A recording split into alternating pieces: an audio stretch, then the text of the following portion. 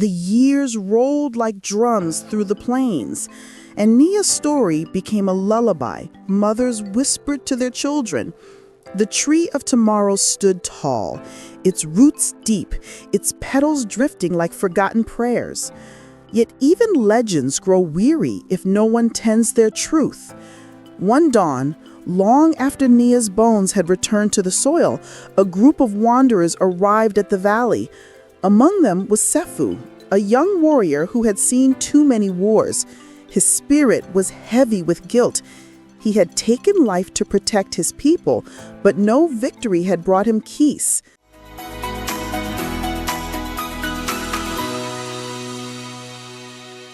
When he beheld the tree, he dropped his spear.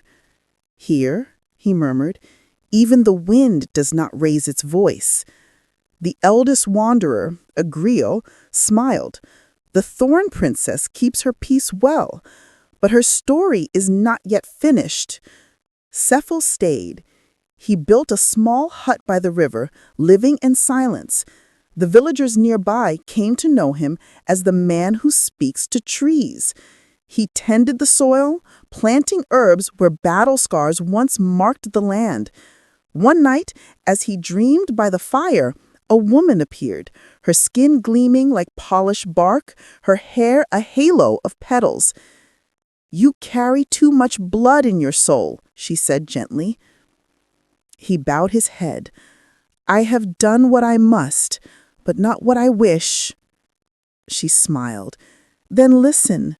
There was a way to turn pain into seed." When he awoke, he found a thornlight blossom in his hand, one of the sacred flowers said to bloom only from the tree itself. He took it as a sign and began teaching the villagers how to grow gardens on the fields where soldiers had fallen. "Let life reclaim what death has taken," he said. The people called him Keeper of Thorns, for the flowers he planted healed the soil, yet pricked the careless who trampled them. Years passed. One morning, as dawn poured gold over the valley, Sefu heard laughter among the trees. He turned and saw a young woman gathering petals in a basket. She was dressed in the colors of morning, her eyes bright as river stones. "Who are you?" he asked. "I am Io, daughter of the wind. My mother told me the trees here still sing of love." Sefu watched as the tree's branches bent toward her, scattering blossoms around her feet. It was as if the land itself recognized her. In the days that followed, Io visited often, bringing food and stories. She spoke of faraway villages where crops failed and hearts hardened. She said, "The world forgets what your gardens remember." Sefu felt warmth returning to his chest when she smiled, yet he was wary. Love, he knew, could wound deeper than any blade. One evening, as they sat by the fire, he noticed her wince and pull a thorn from her palm. The drop of blood that fell into the soil shimmered and vanished. He whispered, "You carry her blood, the Thorn Princess." Io nodded. "My grandmother was Nia. Her spirit told me to come." That night, beneath a sky heavy with stars, Io dreamed of Abeni. The Thorn Princess appeared surrounded by blossoms of flame and mist. She said, "Child, the balance of our gift must be kept. Love must not turn to pride, nor peace to slumber." When Io awoke, she told Sefu what she had seen. He frowned. "Then there is work yet to do." For beyond the valley, kingdoms were rising, iron-willed rulers who hungered for the magic of the tree. They sent spies and traders seeking the secret of the thornlight blossoms. One of them, a lord named Insoro, came disguised as a pilgrim. His charm was smooth as river stones, and his eyes gleamed with hunger. "Show me this tree of tomorrow," he asked softly. Io, trusting, guided him through the valley. He marveled at the silver bark, the endless bloom. "Such power," he murmured, should not sleep in one place. It should serve the world. But when he touched the trunk, the tree shuddered. The petals darkened. The air grew cold. Sefu rushed forward. "Stop!" he shouted. And Nsoro laughed. "Why hoard what can make empires eternal?" He struck the bark with a dagger made of obsidian. The dagger shattered and shards flew into his chest. He fell gasping as the roots twisted around him. When the dust settled, a mask of dark wood lay where he had fallen, carved by unseen hands into his likeness. Sefu stared in dread. "This is no death, it is a warning." The mask's eyes glowed faintly. A whisper echoed through the valley. "Even the earth remembers envy." From that day, the mask remained buried beneath the roots, bound by vines. Yet its presence lingered, waiting, watching. Io and Seflu tended the tree, but shadows haunted their dreams. She would wake at night, feeling something stir beneath the soil. One evening, she said, "The mask is calling." He nodded. "Then let us strengthen the song of the tree." They gathered the villagers and taught them the old hymn of Abeni, the melody that turned pain into peace. When they sang, the valley glowed, petals raining like soft fire. But beyond the hills, Nsoro's followers plotted. They carved new masks, imitating the cursed one, and spread their faith of hunger, a cult that promised eternal life through the tree's blood. The griot's voice grows low and grave. Thus, the seed of darkness sprouted once more, born from envy's echo. Io and Sefu stood at the center of a storm yet to come, unaware that the mask beneath the roots was already dreaming of return. Many seasons passed beneath the tree of tomorrow. King Kato and Queen Abeni ruled in harmony, and from their love came 2 children, twins, born on a morning when the rain and sun shared the same sky. The boy was named Jolly, meaning voice of the drum. The girl, Nyana, meaning light of the flower. But as they grew, the people whispered that one carried their mother's thorns, the other their father's scars. And the old griot sighed. Even blessings carry echoes of the past. Nyana was wild as wind, dancing barefoot through fields. When she touched the petals of her mother's roses, they bloomed in fire. Jolly, quiet and thoughtful, could calm storms by singing. Yet he often felt small beside his sister's brilliance. Abeni saw this and worried. "Love them equally," the ancestors warned, "for envy grows fastest among siblings." But destiny had already begun to weave its threads. One night, Jolly dreamed of a voice calling his name. He followed it into darkness, where he saw the shattered pieces of the mask of Nsoro, buried beneath the roots of the tree. "Poor child," whispered the mask's remnant. "You live in the light of others. Would you not like your own dawn?" Jolly awoke with tears on his face and the faint scent of smoke in the air. As the twins came of age, drought returned to the land. The rivers whispered of imbalance. Even the tree of tomorrow shed leaves that glowed like dying embers. Abeni sought guidance from the goddess Mowulisa, but the sky was silent. The elders said, "Perhaps the seed's magic is fading." Kato shook his head. "No, something within us is unbalanced." He did not know how right he was. Jnana discovered her gift one night when anger burned through her. Her palm burst into fire, not destructive, but alive.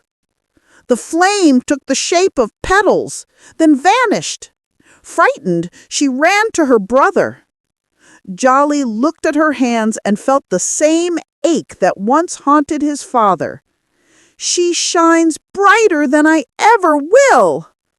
He smiled to hide it, but in his heart a shadow stirred, a whisper, not his own.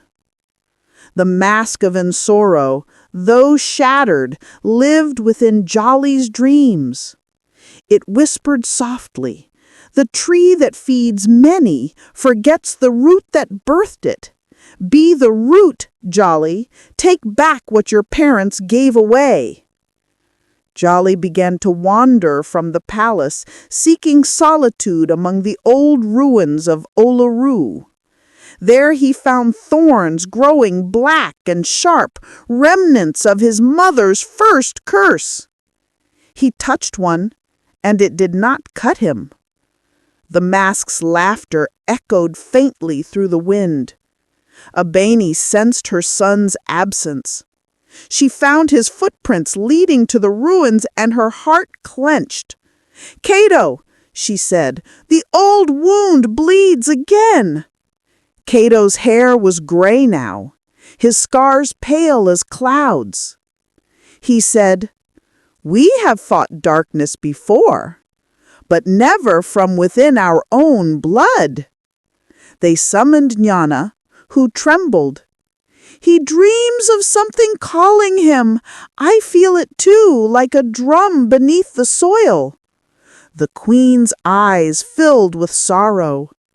"Then the mask has remembered us." At the ruins, Jolly stood before the thorns, now glowing red like embers. The shards of the mask rose from the ground, swirling together until the shadow of Ensoro took shape once more. Smaller, weaker, but cunning.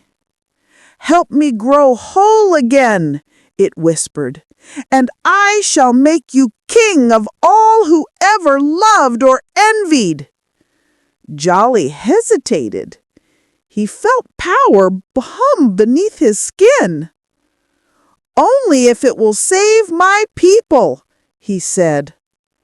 The mask smiled, for every shadow begins with good intention. The sky darkened. Winds howled through the palace. Jnana felt her brother's pain and ran toward the ruins, fire sparking around her feet. Abeni and Kato followed, hearing the land groan as if awakening from a nightmare.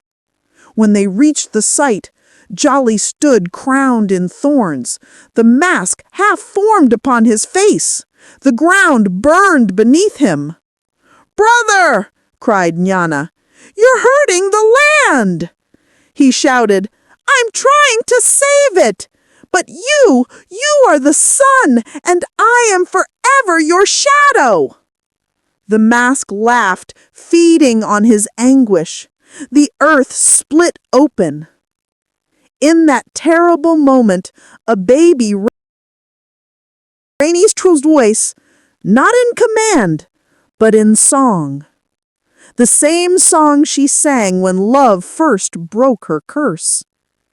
Kato joined her, his deep voice grounding hers. The melody wrapped around their children like vines of light.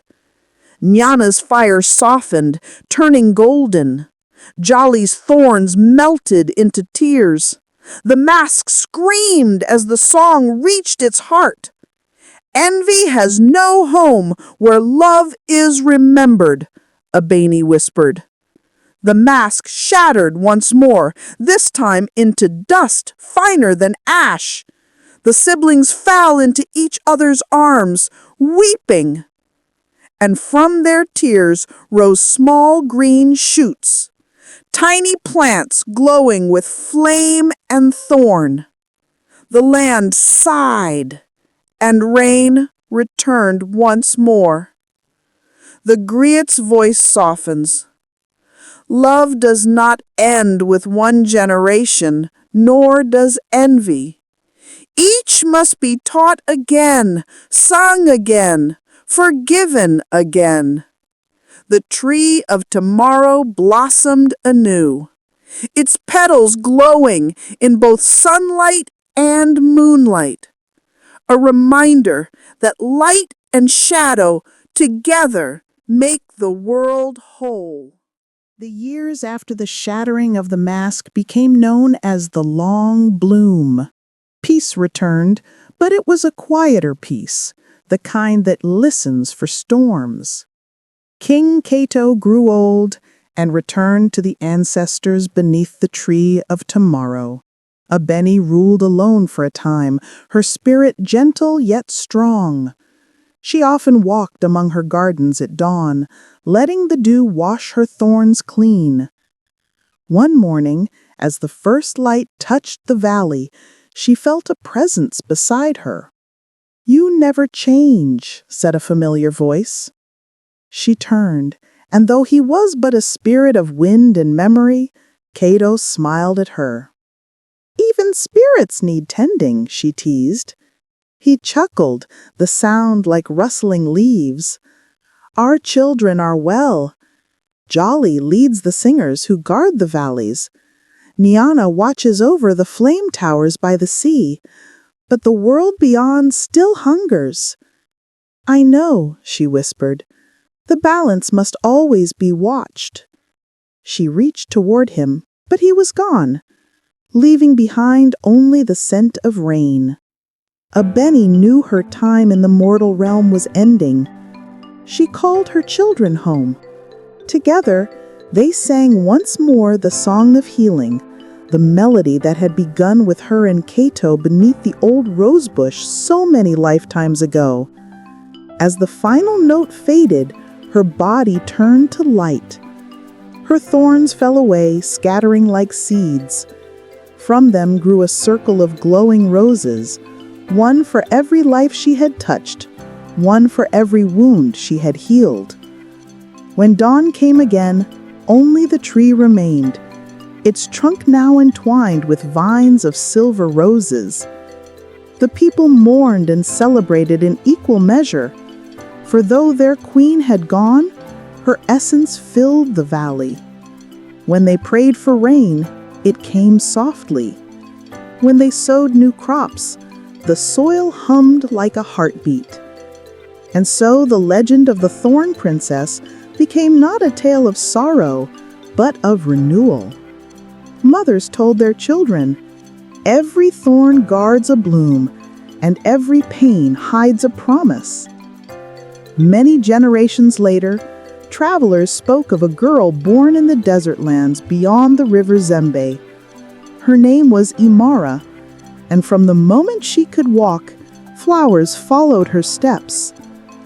The elders said she was of Abeni's blood, that the Thorn Princess had returned once more to remind the world that healing never ends.